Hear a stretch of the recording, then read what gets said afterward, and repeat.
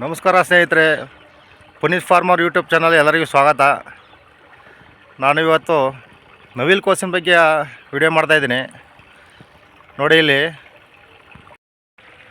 ನವಿಲು ಕೋಸು ಸೊಸಿ ತರಿಸಿದ್ದೆ, 25,000 ಸೊಸಿ. ಬೆಳಗ್ಗೆ 4 ಗಂಟೆಗೆ ಕರೆಂಟ್ ಕೊಟ್ಟಿದ್ರು, ಚಳಿ ಬೇರೆ ಕೊರೆ. ನೋಡಿ ನೀರು ಬಿಡ್ತಾಯಿದ್ದೀನಿ.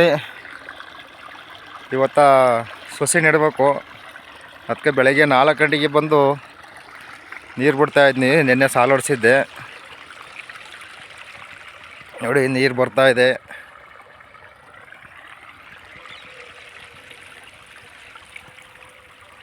ನೋಡಿ ನಿನ್ನೆ ಸಾಲು ಹೊಡಿಸಿ ಎಲ್ಲ ಪೈಪೆಲ್ಲ ಎಳೆದು ರೆಡಿ ಮಾಡಿದ್ದೆ.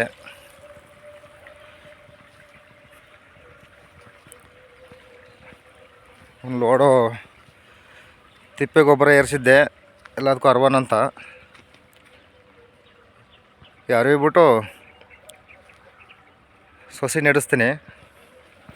ನೋಡಿ ಇಲ್ಲೊಂದು ಸ್ವಲ್ಪ ಸೊಸಿ ಇದ್ದಾವೆ.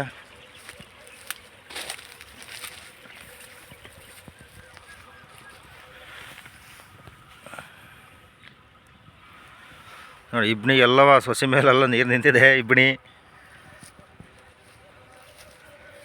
ನೋಡಿ, ಇಲ್ಲಿ ಚಪ್ರದಾರ ಒಂದು ಹಾಕಿದ್ದೆ, ಅದು ತುಂಬ ಚೆನ್ನಾಗಿ ಒಪ್ಕೊಂಡಿದೆ. ಇಲ್ಲಿ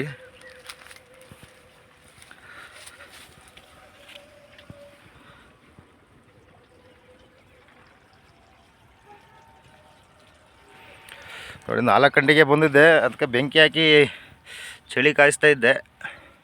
ನೀರು ಬಿಟ್ಟು 4 ಸಾಲ ನೀರು ಬಿಟ್ಬಿಟ್ಟು. ಈ ನವಿಲು ಕೋಸು ತುಂಬ ಈಜಿ ಸ್ನೇಹಿತರೆ.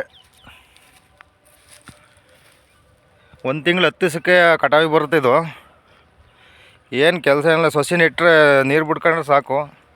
3 ದಿವಸಕ್ಕೆ ಇದಕ್ಕೆ ಸಪ್ರೇಟಾಗಿ ಕಳೆನಾಶಕ ಬರುತ್ತೆ.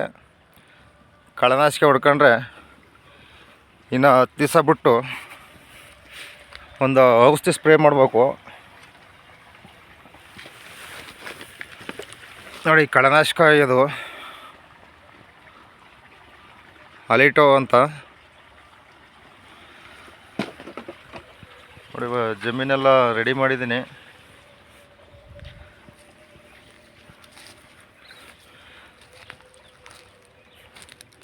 ಈಗ 12 ಕುಂಟೆ ಇದೆ.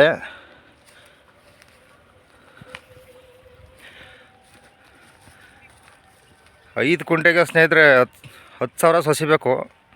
10 ಕುಂಟೆಗೆ 20,000 ಬೇಕಾಗುತ್ತೆ. ನಾನು 1,000 ಜಾಸ್ತಿ ಇರಲಿ ಅಂತ ತರಿಸಿದ್ದೀನಿ. ಇದು 1 ತಿಂಗಳು 10 ದಿವಸಕ್ಕೆ ಕಟಾವು ಬರುತ್ತೆ. 15 ದಿವಸ 20 1 ತಿಂಗಳು 20 ದಿವಸದೊಳಗೆ ಪೂರ್ತಿ ಕಟಾವು ಮುಗಿದೋಗುತ್ತೆ. ರೈತರಿಗೆ ತುಂಬ ಈಸಿ ಈ ಬೆಳೆ ಬೆಳೆಯೋಕ್ಕೆ. ಅವಾಗೆಲ್ಲ 800 ತನಕ ಇತ್ತು ಚೀಲ.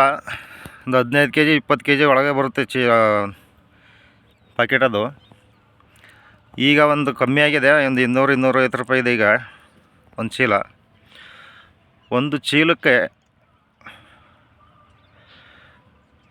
ಬಾಡಿಗೆ ಕಮಿಷನು ಎಲ್ಲ ಹೋಗಿ ಒಂದು 350 ರೂಪಾಯಿ ಉಳಿದ್ರೆ ರೈತರಿಗೆ ಒಳ್ಳೆಯ ಲಾಭ ಆಗುತ್ತೆ.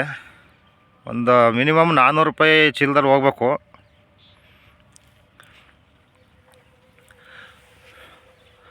$10,000 ಸೊಸಿಗೆ ಸ್ನೇಹಿತರೆ 100 ಚೀಲ 120 ಚೀಲ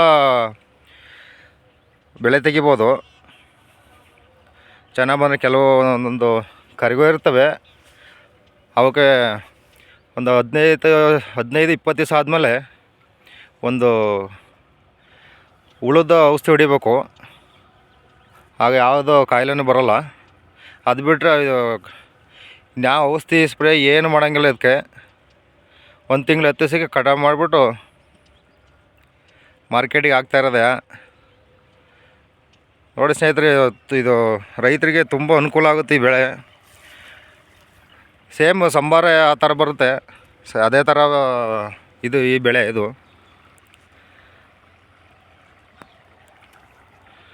ನೋಡಿ ಬೆಳೆಯಂಥವ್ರು ರೈತರು ಆರಾಮಾಗಿ ಬೆಳ್ಕೋಬೋದು. ಸುಮ್ಮನೆ 6 ತಿಂಗಳು 8 ತಿಂಗಳು 1 ವರ್ಷದ ಬೆಳೆ ಬೆಳೆಯೋದಕ್ಕಿಂತ ಇದು ತುಂಬ ಉತ್ತಮ ಸ್ನೇಹಿತರೆ. ನಾವು ನರ್ಸರಿಲಿ ಹೋಗಿ ಆರ್ಡ್ರ್ ಕೊಟ್ಟರೆ ಅವರೇ ಸಸಿಗಳನ್ನೂ ಬೆಳೆಸ್ಬಿಟ್ಟು ಒಂದು 15-20 ದಿವಸದೊಳಗೆ ಸಸಿ ಕೊಡ್ತಾರೆ. ಆ ಸಸಿ ತಂದುಬಿಟ್ಟು ಒಂದು ದಿವಸ ಇಟ್ಬಿಟ್ಟು ನಾಟಿ ಮಾಡಬೇಕು. ಒಂದು ಅರ್ಧ ಅಡಿ ಒಂದೊಂದು ಸಸಿ ನೆಡ್ಬೇಕು ಸ್ನೇಹಿತರೆ.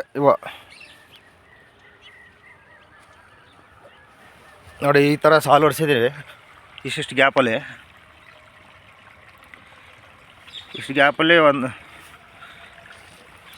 ಸಸಿಯ ಇಲ್ಲಿಗೆ ನೆಡಬಾರ್ದು. ಇಲ್ಲಿ ಸ್ವಲ್ಪ ದಿಬ್ಬಾಗಿರೋದಕ್ಕೆ ನೆಡಬೇಕು. ಯಾಕಂದರೆ ಸಾಲಿಗೆ ನೀರು ಹೋಗುತ್ತಲ್ಲ, ಇಲ್ಲೆಲ್ಲ ಎಲ್ಲ ಗಿಡ ಎಲ್ಲ ಕೊಚ್ಕೋಯ್ತವೆ. ಅದರಿಂದ ಸ್ವಲ್ಪ ದಿಂಡಿಗೆ ನೆಡಬೇಕು. ನೀರು 3 ದಿವಸ 4 ದಿವಸಕ್ಕೆ ಒಂದ್ಸಲ ನೀರು ಬಿಡ್ತಾ ಇರಬೇಕು. 4 ದಿವಸಕ್ಕೆ ಬಿಟ್ಟರೆ 1 ತಿಂಗಳು 1.25 ತಿಂಗಳಲ್ಲಿ ಕಟಾವು ಮಾಡಿ ಮತ್ತೆ ಇನ್ನೊಂದು ವಾರ ಬಿಟ್ಬಿಟ್ಟು ಚೆನ್ನಾಗಿ ಉಳಿಸ್ಬಿಟ್ಟು 2ಕ್ಕೆ 5 ನೆಗಳಲ್ಲಿ ಆಮೇಲೆ ರೋಟಿ ಹೊಡಿಸ್ಬಿಟ್ಟು ಮತ್ತೆ ಇನ್ನೊಂದು ವಾರ ಬಿಟ್ಟು 10 ದಿವಸಕ್ಕೆ ಮತ್ತೆ ಅದೇ ಸಸಿ ನೆಡ್ಬೋದು. 2 ಬೆಳೆ ಮಾಡಿ ಆಮೇಲೆ ಒಂದು ಬೇರೆ ಬೆಳೆ ಮಾಡಿಬಿಟ್ಟು, ಇಲ್ಲ ಸಾಂಬಾರು ಹಾಕ್ತಿರೋ ಇಲ್ಲ ಜೋಳ ಹಾಕ್ತಿರೋ ಮೆಂತೆ ಸಬ್ಸಿಗೆ ಯಾವ್ದಾರು ಹಾಕಿ ಮತ್ತೆ ಬೇರೆ ಬೆಳೆ ಬೆಳೆದಾದಮೇಲೆ ಮತ್ತೆ ಬೇಕಾದ್ರೆ ನವಿಲುಕೋಸು ನೆಡ್ಬೋದು. ಪದೇ ಅದೇ ನೆಡಬಾರ್ದು. 1 ಬೆಳೆ 2 ಬೆಳೆ ಅಷ್ಟೇ. ಆಮೇಲೆ ಪದೇ ಅದರಲ್ಲಿ ನೆಡ್ತಾಯಿದ್ರೆ ಅದು ಸರಿಯಾಗಿ ಬರೋಲ್ಲ. ಸ್ವಲ್ಪ ಸ್ಟಾರ್ಟಿಂಗಲ್ಲಿ ಒಂದು ಸ್ವಲ್ಪ ಗೊಬ್ಬರ ಹಾಕ್ಬೇಕು. ನಾವು ಸ್ವಲ್ಪ ಒಂದು 5 kg ಯೂರಿಯಾ ಎರಚ್ತೀವಿ. ಯೂರಿಯಾ ಎರಚ್ಬಿಟ್ಟು ಆಮೇಲೆ ಒಂದು 10 ದಿವಸ ಆದಮೇಲೆ 20 ಇರ್ತೀನಿ ಎರಚಬೇಕು. ಆಮೇಲೆ ಒಂದು 15 ದಿವಸಕ್ಕೆ 24 ಎರಚಿದ್ರೆ ಒಂದು 10 kg ಎರಚಿದ್ರು ಸಾಕು. ಏನು ಜಾಸ್ತಿ ಮೂಟೆಗಟ್ಟಲೆ ಎರಚಬೇಕು ಅಂತ ಅವಶ್ಯಕತೆ ಇಲ್ಲ ಇದಕ್ಕೆ. Okay sir, thank you. ಈ ರೀತಿ ಸಾಲು ಹೊಡಿಸ್ಬಿಟ್ಟು ಅರ್ಧ ಅಡಿಗೆ ಒಂದೊಂದು ಸಸಿ ನೆಡಬೇಕು.